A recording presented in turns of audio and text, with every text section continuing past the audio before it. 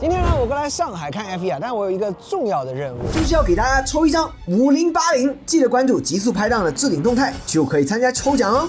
但还不止啊，我要送一位 CEO 啊去赛车场。据说007的座驾就是他设计的，听说他们给了我一台特别的车，啊，我的战车到现场了。这是中国第一台马丁的旗舰跑车 Vanquish 啊，来个一键3连不过分吧？作为开箱大使，还挺荣幸的啊。哎，如果副驾是头哥，那就更好了。蓝色内饰哦，当然是左舵的啊。其实英国呢是可以上左舵的，看到没有？英国车牌的这个车呢是办了临时入境的啊。中国开外国车呢，你需要一张临时入境的手续。其实我们之前记得在海南跑拉力赛也是靠了这一张啊，然后在海南就可以通行入土了。有些朋友呢可能不太知道啊，因为马丁的旗舰车型呢，有时候名字叫 Vanquish， 有时候叫 DBX。那这台车啊，你可以看到，其实它就是把 DB12武装到牙齿的样子呢，就变成了这台 Vanquish 了。这台车呢，就是它又有一种很坏的人的感觉，但是它又有一个很好的 gentleman 的感觉。怎么能把坏和好混的那麼自然的感覺？我哋喺度幾改勁壞，但係睇個比例，佢又勁型喎。比較低調啊，再沒踩起來，好復古啊！這個尾巴，而且呢，不一樣的是 ，DB12呢，現在都是 V8的，這台呢 V12，835匹的馬力。就是電車都去到1000多匹了，其實現在油車要玩的呢，都玩 V12。死啦，識唔識開微商咧？豆話先，呢粒可以直接速染。後備箱的空間呢？放2個登機箱，能放嗎？剛好滿粉兒。這台車呢就是我看 F1的代步車了啊，但是呢，我要順便把馬丁的大佬呢送去賽車場。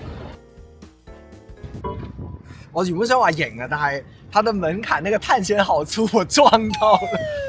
嗱，呢隻超跑啦，咁闊條邊。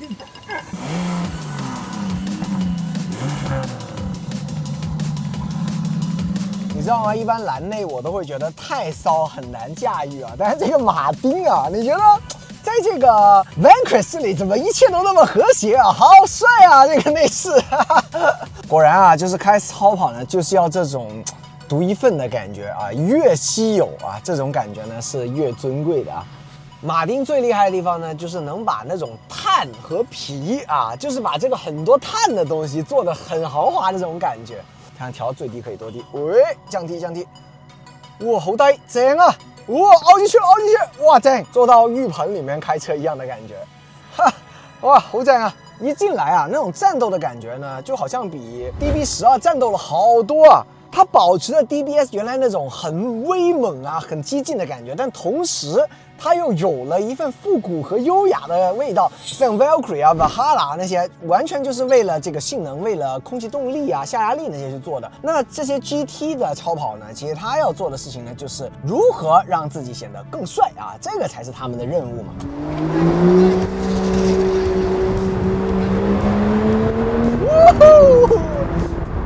V12就是舒服，我告訴你啊，這個 GT 模式好爽啊！這個座椅呢又是一個大沙發，但這個車的底盤呢又是很運動，它是用這張沙發來去消除它的這種很運動的就過分運動的路感的啊！我覺得這個做得特別好。我覺得啊，我們直接切換到 Sport 加就好了。哇，好臭底啊！這車馬上躁動起來了，哇！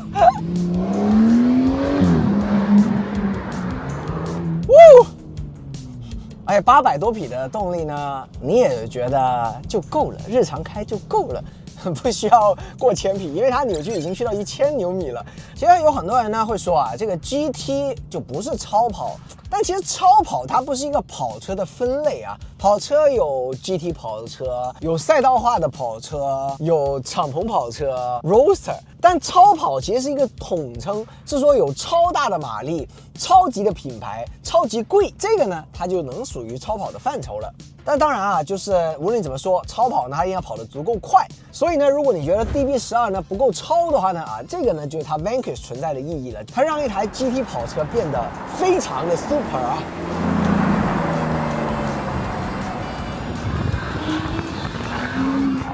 其實你知道嗎？我以前說啊，為什麼电动车好？因为它像 V12。而为什么今时今日我们超跑还要用 V12呢？因为它给你的体感像一个电动机，它不落后于时代。我现在只是觉得上海的路不够开，因为呢，作为一个奉公守法的人呢，现在我们是一个外牌，它是不能上上海的高架的。现在我觉得在上海市区开有点憋屈，这台车开到没脾气，全是红绿灯，全是车，全是人，全是堵。它最适合是应该要送去 F1 那里啊，去当安全车。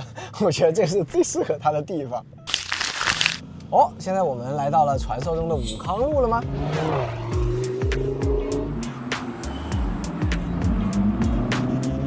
我只用 M 档哈，看看有没有人认识这一台 Vanquish 啊？哇，回头率还挺高啊，毕竟 V12的声音还是挺标志性的啊，这个车。啊，印度的友人也看我们这台车，他们都觉得一个英国车牌很神奇，你知道吗？很多人向我挥手了，都已经，哈，马上拿起手机，他手机都摔了，印度人，他要拍这个车，手机摔了，很离谱。哇，好大阵仗哎，这里现在大佬在这里啊，好多学生在这里合影，然后现在他们先看看这个车，大家都好好奇啊。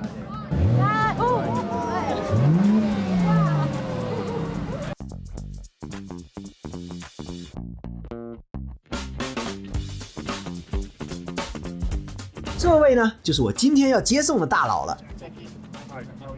这位大佬呢可不简单啊！阿斯顿马丁呢，近20年很多车都是他设计的，包括我们今天开的这台 Vanquish。可以说，近年阿斯顿马丁豪华运动的属性呢，离不开它的设计。Like people is really curious about the naming of Aston Martin because like sometimes you call it a DBS, sometimes you call it Vanquish. Well, it's Vanquish because this is a new platform. The last generation DBS, it was the V12 version of DB12. Yeah.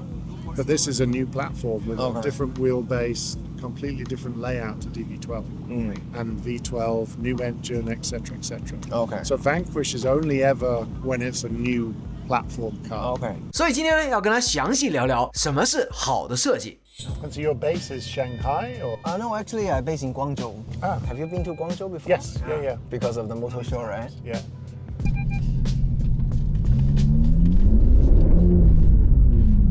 The students always like the sound. Vanquish, you just explained the name to us. And like, what about the design? Because like nowadays we can see more and more supercars trying to use some like vintage design. We put like, especially for the back, I think is a bit like a tribute to some old cars. Is it true? No, I mean, I always look at Aston Martin as progressive in terms of design language. We have a DNA which is based on the truest form of golden proportion, so exceptional proportion. So Vanquish really started its life from achieving the best proportion that you possibly could with the front mid-engine layout. So very long hood, very swept back to the rear, what I would describe as a single point of power. So all of the lines are consequent to pushing the car forward, even at rest. The rear of the car is really not so much of a nod, but historically we've always used a shield in our designs. We've always had an encapsulated rear. If you look back at the development cars in the 60s, the DP cars, early DB5, there is a signature where the light is encapsulated within a graphic. So I wanted to show history of the product, but not in a retrospective way, but as a nod to how we've always defined the back of our cars. Actually, quite futuristic as well in terms of the visual language. So it's more iconic than retro, right? Yes, exactly. I would describe it exactly as iconic. And because this is such a rare product in terms of how many times we've made a Vanquish and how many Vanquish have been produced as well, whenever we do Vanquish, it's a real signifier that it is simply the flagship of the lineup. It simply sits, has brilliant presence and wonderful proportion. Okay, so as you mentioned, like Vanquish is like something brand new. And how would you balance between sports and luxury? Obviously, in developing the engine, which compared to the last generation V12, this is about 90% new. So how it delivers power is very differently. How it responds and how the throttle works is very, very different to the last generation of product. So if we start with pure performance and say, well, Vanquish has to be the epitome of performance in terms of its on-road drivability, its sheer exuberance, if you like, in the way the car drives. Once I can understand that from an engineering perspective, I can create a body and a language that suits that performance directive. So I can design something that looks muscular, that looks powerful, that looks exotic, but it's also very elegant at the same time. Because the true power of Vanquish is that you don't need to drive it like a hooligan. Exactly. You can drive it easily, but if you want to put your foot down, as you've experienced, you can pull a wheel spin in second gear.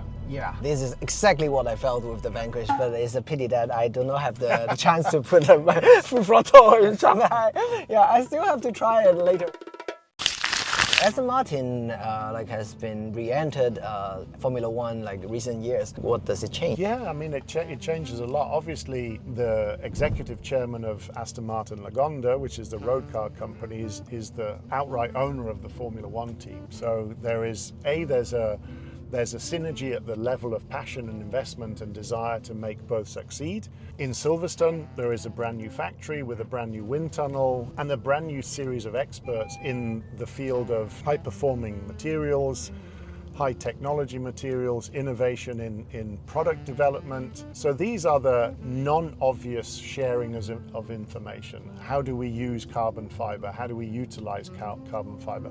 How do we make carbon fiber most effective for us? And Vanquish is an all carbon fiber body. So bonded aluminium tub, and then the whole of the body is in carbon fiber. So the entirety of the product is a carbon fiber tub. Then we can use the aerodynamic knowledge. And sometimes we need to deploy aerodynamics to give a visual language, like a Valhalla or a Valkyrie, and the clear delineation into those products where you can see the aero. But sometimes we use aero to make a body smooth, to incorporate aerodynamics. And as we said at the iconic rear, all of the aerodynamics and the downforce is incorporated into the ducktail on the car. So there's a direct learning from the Formula One team, the knowledge they have, and in fact, in Valhalla, the tub itself, so the crash structure and the aerodynamics is co-developed with the Formula One team. So Aston Martin Performance Technologies has co-developed that car with us. So which one would you think is harder to design, for example, a race car on road, Valhalla and Valkyrie, or to put performance into a road car like this? I mean, for me as a designer, they're both challenges I enjoy. Hard is not something that is a designer that's ever a challenge thinks about. that we It's call, a challenge. Yeah, that's right. And it's a beautiful challenge. It's always a way to innovate, to recreate, to make something iconic. I think that the greater challenge is always to apply performance downforce without wings, without deploying aero sections. So always to integrate the language of aero into a body so it looks elegant is always harder. So a street car should look straight. Yeah, and it's more finite, isn't it? So if we look at James Bond, when he's wearing a dinner suit, you still know it's James Bond. Clearly when he takes off his shirt, here's an athlete. This is going to go brilliantly. I know. But in a dinner suit, you have to know it's still James Bond. So this is wearing its dinner suit, and the aero car is without its suit. So it's very obvious and very clear, whereas here it's more subtle and more elegant, more of a reduced dynamic, if you like. Oh, okay. So a street car with big wings is like James Bond wearing boxing gloves. Yeah, right? That's exactly the analogy. Okay. There are no boxing gloves here, Yeah. but you know instantly the capability of this car. You don't have to prove yourself. You with don't a have glove. to Yeah, prove okay. yourself. This Nice. is understated, elegant. This is a connoisseur's driving machine. Then what about SUVs like DBX? Because would it be a bigger challenge than designing sports car? Because sports is the DNA of Aston Martin, Yes, but SUV is something new. Yeah, and I think that the most important word there was DNA, because if you define your DNA, if you understand who you are, it's easier to translate across different sector, different product language. And of course, is it more preferable to make a front mid-engine GT car, V12, low, swept back, 2 seats only, of course, because there is a greater challenge in accommodating 5 passengers. But if you have strong DNA and you understand, then it's easier. But what we have to remember is that my generation thinks of SUV as different to the normal car. But the younger generation of millennials has grown up with SUV. SUV is ubiquitous. It's just a normal car. It's just a normal car. So I have to apply, hey, this is just a normal car. But what I have to do then is make sure that the DNA, the language of our brand sits over that product. And how to make a normal car look sexy, actually. Yes, yeah. But we have great benefits there because our cars are typically wide. They are typically lower in class. We have a lot of pressing depth, or the ability to create shape between the glass plane and the wheel arch flat, because we are producing, we're not pressing cars in the same way. We're producing either carbon bodied cars or deeper draw aluminium fenders, etc. So we always have a benefit in that respect. You know, if I took the Tesla here, the difference between the rear glass and the rear arch is probably about 120 millimeters. We probably have something like 190 millimeters. So we have a much wider car versus the rear glass. So that's why it looks much more sportive than the other SUV. Again, you're able to emphasize the physique of the car, and our cars have a physique. Part of the DNA, the language, is that built for purpose. So if you mentioned a boxer or boxing gloves, if you see a boxer in the physique, you know what they're going to do. You know what their sport is. If you see a sprinter, you know what their sport is. If you see a ballet dancer, you know.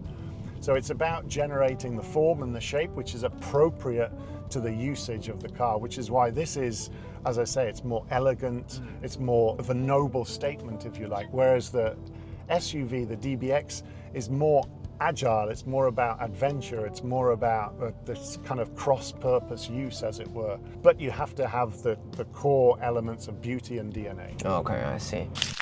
And like, what about colors? Because like color, it seems to be really important for Aston Martin. And for different car, we have different iconic colors. So this Vanquish, why it is white and blue interior? Color is vitally important for product. Obviously, color is customer choice. You always have one advertisement color. Yeah, exactly. and that should represent the ethos of the car. It should represent the idea or the notion of the car, the subtlety or the extreme nature of the car. You know, which is why a Valhalla will be shown in far more extrovert colors, far more change and flip in the color itself. And Vanquish, this is a very, very elegant white color.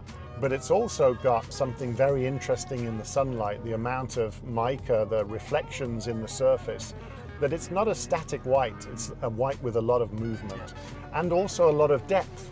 Therefore, when you have depth, you have conversation, you have curiosity.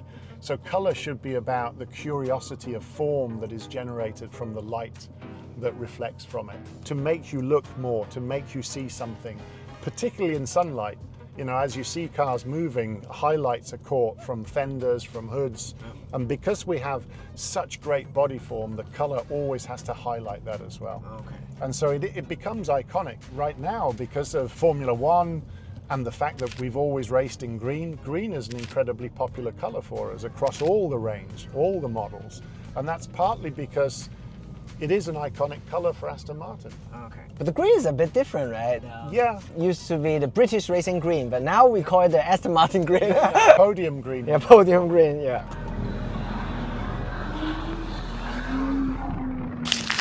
You can get a coffee soon. Are you still suffering from jet lag, or? I am, yeah. We only arrived this morning. Okay. So, but you know, it's worth it to be driven around Shanghai by yourself. The car is quite wide, actually. It is. It's wider than it looks, you know? Yeah, it's to put the power down. Yeah. You know, you've got a lot of horsepower here. Especially for a rear-wheel drive car, it's better to be like this, to unleash the V12 engine. Yeah, absolutely. But call me a good driver, I can just plug it in one. So let's get some coffee? Okay, let's go. 好闊啊部車，你看。 But I mean, this is important, you know. As I was saying, all of our cars have this amount to play with the body form, and this is a one-piece carbon all the way to the front. You know, oh, this is so sexy, you know, this part of the Vanquish. It makes it like stand out of the other Aston Martins, yeah, okay. So how often you come to China? Probably twice a year, yeah. I mean, I'm a professor at Tongji University I see. as well. So tomorrow I do a lecture for the students. But do you often go to F1 races? Yeah, but well, Half of them or less? not quite half, less Okay. than half, maybe 6 or 7 per year. I see. And then I like to go to places where I can gain some insight, some knowledge, some inspiration. So obviously coming here is always important. I may go to Singapore this year, obviously the UK, but we'll travel out to some of the distant places. So what would you like to have? I would like a double espresso. I would just have an ice americano. 但是聊着聊着，他突然间跟我聊起了面前这台咖啡机。Design could be improved a lot, but the way it makes the coffee is one of the best in the world. So tell me, like, how would you improve the design? Oh, well, personally, I think some of these curves are a little bit retrospective. Okay. So it looks a little bit Art Deco, and it's not very well integrated. I understand it because their chassis, which is this, which solidifies the design. I personally would integrate it a little bit more. I would do carbon fiber and do a very different chassis design for here. The internals are exceptional because of how and we'll taste it, how it makes the coffee. But So you are not a huge fan of like retro design? And actually here, imagine, so my watch is made from reconstituted carbon, so crushed from a Formula One car. So this is all made from Sebastian Vettel's Formula One car, front nose cone. You see even the green flecks in there. So imagine taking recycled carbon and producing this piece as either a printed or 5-axis machined. You could make something so cool. Okay. And my question is, how many watches could they make out of that? Well, here I think we made 306. So you could take more of the car and crush it. My point is that you could do a material that looks less industrial here and more, because you have an incredible material that comes out, the process it goes through, grinding, the knowledge, and then you have this rather crude chassis. I just think everything should have an elegance to it. Designer DNA is like integrated in like every part of you. Everything. Everything annoys me. So when you see anything like, it's like, okay, it's Oh yeah, good design. everything annoys me. Quality as well. So you know, like I would never. So here a shut line, right? And look already, this is the natural material, but it has a mistake. So it makes it look like it's chipped. And because it's right in your eye line, so I would have had this joint lower down. So that your eye is not looking on, it's Less apparent. Less apparent, yeah. So I think design can improve so many things. See, like the folds are all Yeah, yes. Yeah. Yeah. Yeah, when it's up there, you don't see. You don't see it. Yeah. So I would have shifted so that that band is much lower down. Okay. So would you say you're a man of perfection? Yeah. Yeah. When something doesn't work, I get very frustrated.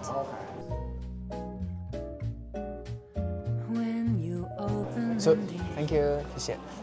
So usually what happens if you have some like one design that engineer could not meet your requirement, like what happens usually? You get frustrated or you push them? Push and do it. Try and convince the team that it's the right thing for the product. Try and convince them that, you know, particularly with higher price point cars where the customer sees value, then the customer should feel the value as well as see the value as well. So if you have innovative solutions, then the customer is going to see the value in a product more.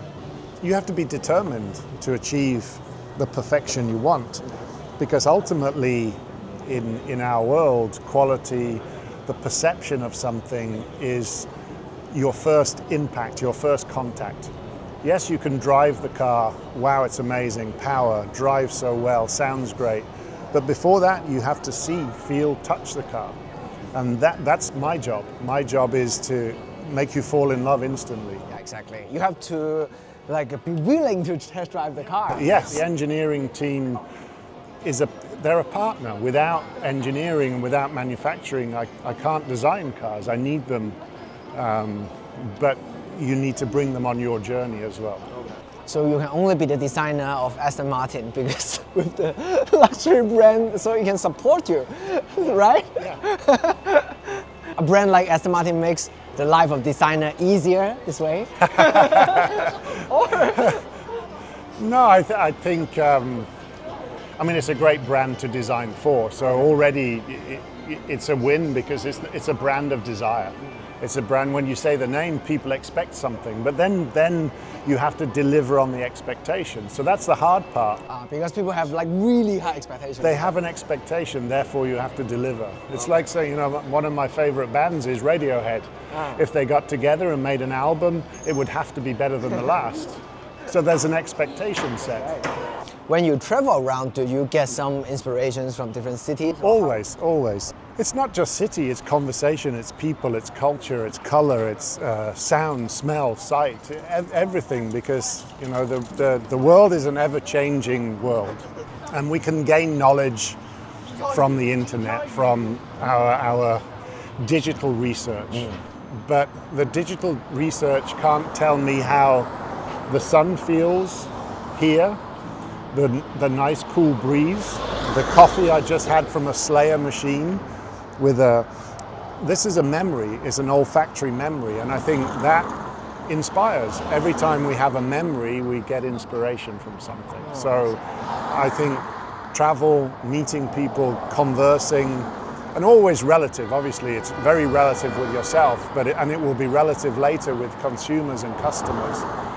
But I think just color, sight, sound, the different combinations are done so differently everywhere on the planet. You know, even the way these trees are cut and the color of the trees now without leaves, it is, you know, this is an inspirational city. I always feel like I'm coming to the future when I come to Shanghai. And I think I've been coming here since 2007, so have seen the change through that time as well. Have you seen the movie Her? Yes. Yeah, and it's shot in Shanghai, so it looks really futuristic here. Shanghai is a high fashion city. You know, it's a very young city, and there is a clear youthful wealth. There is also a little bit of an extrovert view, but sometimes a very introverted view and style as well. But it's a very vibrant city, and I think therefore color should be vibrant. You can be more exotic, you can have a different take on the elegance. Like white would be quite normal and standard, but the bright blue interior, now that's a Shanghai car for me. 所谓听君一席话，胜读10年书。在 F1 开赛的时候，世界很多名人大佬都会来到现场，在跟他们交流的途中，能学到很多宝贵的知识。所以其实 F1 除了看比赛以外，还是一个与各种领域车迷去交流的一个机会。